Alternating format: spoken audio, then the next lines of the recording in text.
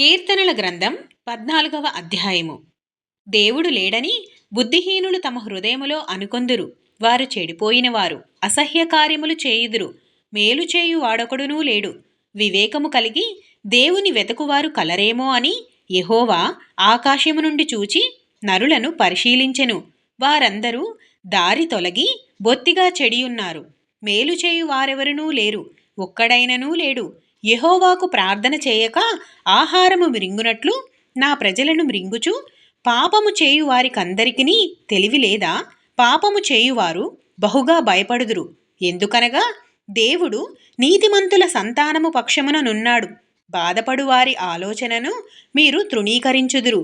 అయినను యెహోవా వారికి ఆశ్రయమై ఉన్నాడు. సియోనులో నుండి ఇశ్రాయేలునకు రక్షణ కలుగునుగాక.